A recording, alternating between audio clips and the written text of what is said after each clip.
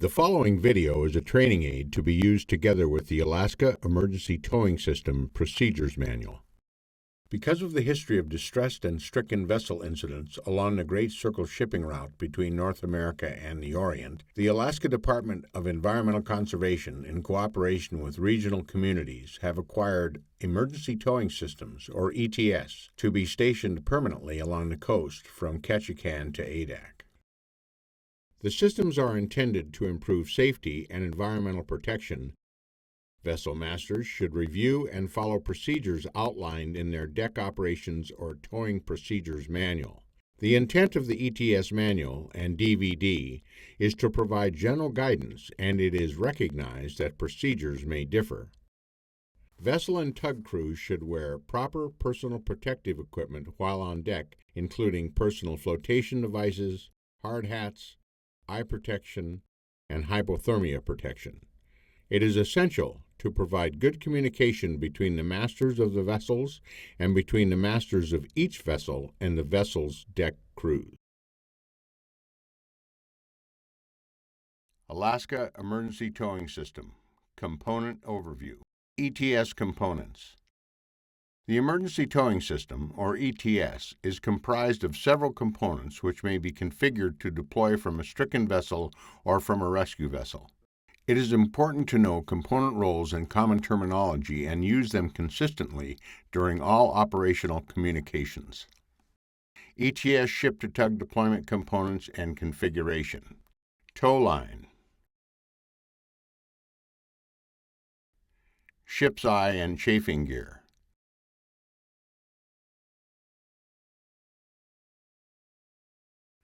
Tug thimble.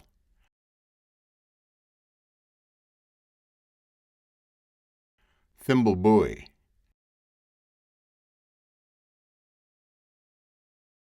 Messenger line.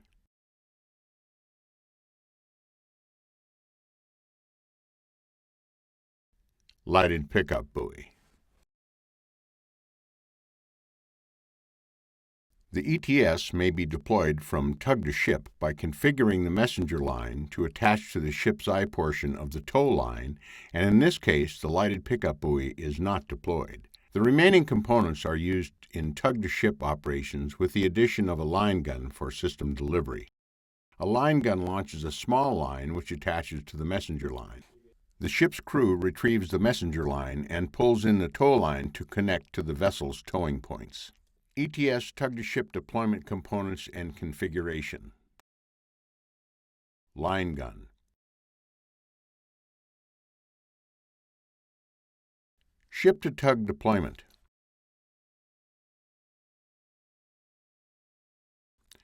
The ETS can be mobilized to the distress ship and deployed from the ship to a rescue tug. This is most likely done by dropping the ETS on the deck of the distressed vessel via helicopter.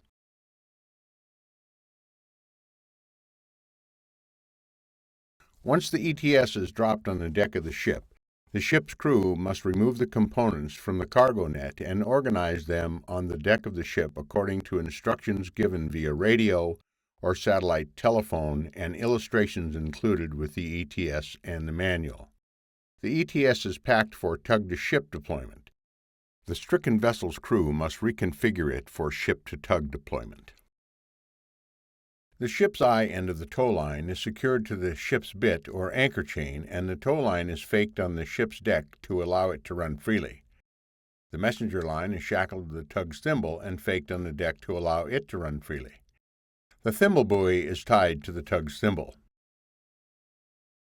The buoy end of the messenger line is run out through the ship's bullnose and back over the rail. The lighted pickup buoy is secured to the messenger line. The lighted pickup buoy is saltwater activated. Deploy the ETS by throwing the lighted pickup buoy over the ship's windward rail.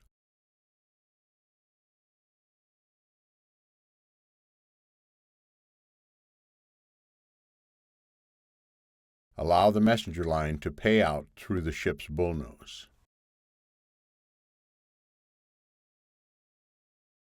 The ship will drift faster than the buoy and trailing line. The ship's crew must avoid letting the line pay out too quickly and tangle. Once the messenger line is stretched out, the crew must determine if the tug thimble will fit through the bullnose of their ship.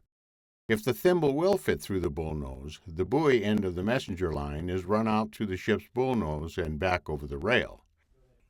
If the thimble will not fit through the bullnose, the ship's eye of the tow line must be run over the rail and pulled in through the bullnose before securing it to the ship.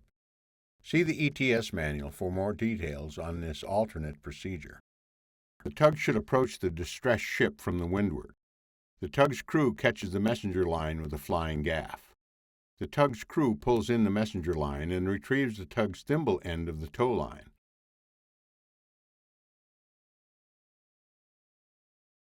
The tug's master must maneuver to keep the messenger line from tightening during the retrieval process. The messenger line must not be tied off but handled so it can be slipped if the line does come tight.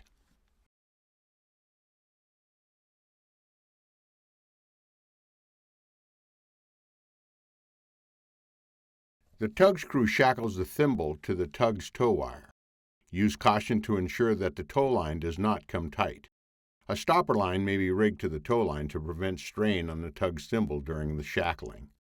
The messenger line should remain attached to the tow line until the tow line is secured to the tug's tow wire. Once the tow line is made up to the tug's tow wire, the crew should move inside to safety. No one should be allowed on the aft deck of the rescue tug or on the bow of the ship during towing operations. The tug's master will coordinate with the ship's master and commence towing operations suitable to the circumstances of the incident.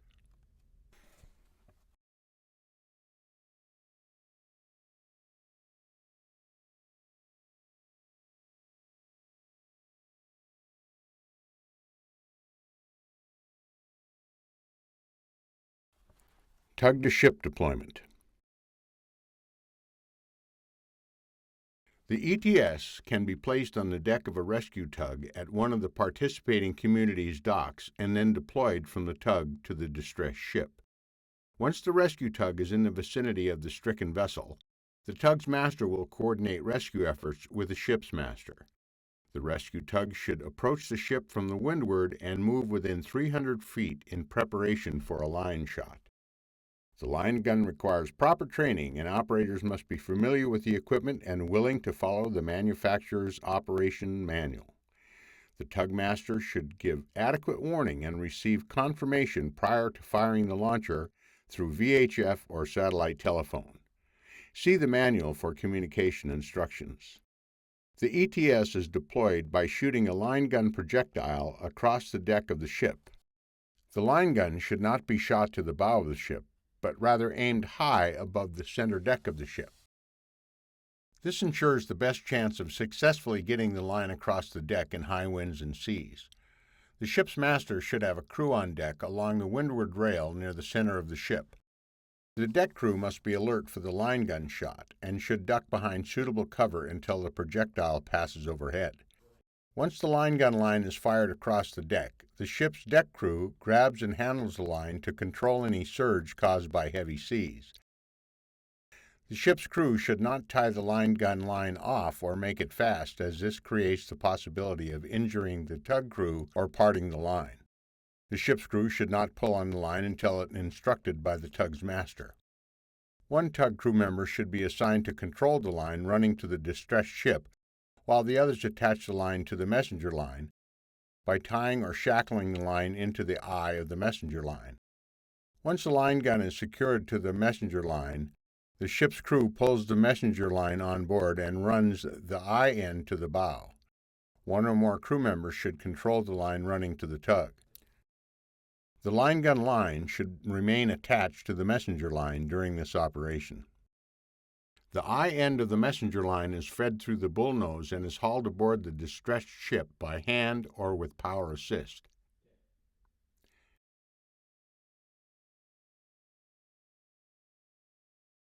Care must be taken by the deck crew to allow for line surge. The master of the rescue tug must maneuver to prevent line surge as much as possible.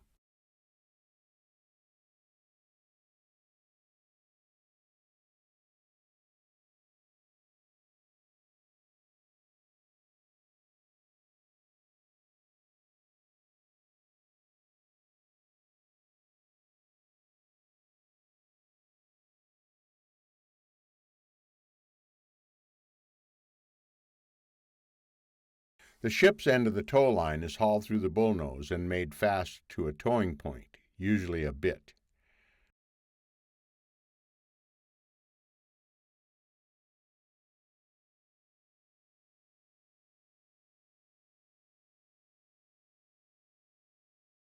A stopper line may be used to control the tow line once it is on board. Once the tow line is secured to the ship and tug crews should move inside to safety. No one should be allowed on the aft deck of the rescue tug or the bow of the ship during towing operations.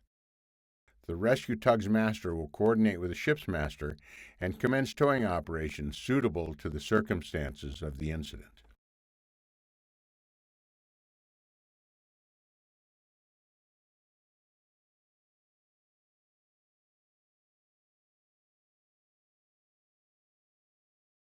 Helicopter mobilization. The ETS may be airlifted to the distressed ship via helicopter. Once it has been decided to mobilize the ETS by helicopter, the harbor master coordinates with the ETS custodian to move the ETS to a suitable helipad via forklift and truck. Refer to the manual for airlifting procedures. Clear communication between the helicopter pilot and ground, ship, and rescue crews is essential, as military and civilian helicopter operators' standard operating procedures may differ. Anyone at the airport staging area should be aware of helicopter noise and rotor wash. Hearing and eye protection are required.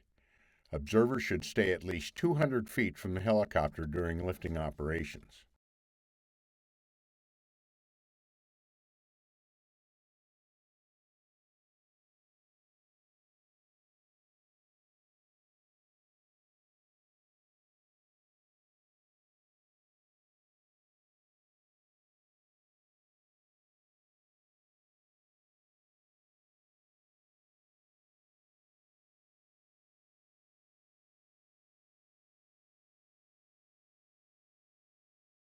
Once in the vicinity of the ship, the helicopter will normally approach into the wind, arriving in a hover just over the disabled ship. When the helicopter approach is announced, all ship's personnel must clear the ETS delivery area.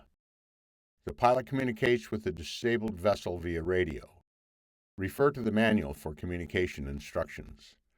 The pilot maneuvers the helicopter over the ETS delivery area designated by the ship's captain and lowers the load. When the pennant slackens, the designated ship's crewman signals the pilot to release the load. Personnel should not attempt to steady the load until it has been released and is safely on board. As a last resort, in extreme wind or sea states, the ETS may be released from above and allowed to fall on the deck of the disabled ship.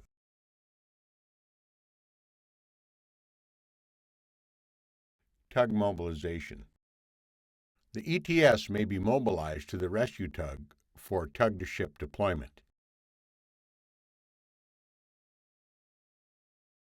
Once it has been decided to mobilize the ETS via rescue tug, the harbor master or ETS custodian will coordinate with the tug master to transfer the ETS to the rescue tug by trained personnel using safe and approved hoisting procedures. Anyone within 50 feet of lifting operations must have a hard hat and steel-toed shoes. Beware of backing equipment and vehicle movements. Once the ETS is on the deck of the rescue tug, the tug's crew will secure the ETS tote on deck with the "Deploy from Here" labeled corner to the aft and inboard. The tote will be secured for heavy seas. The harbor master and tug master will confirm that the necessary equipment is on board. Refer to the manual for details.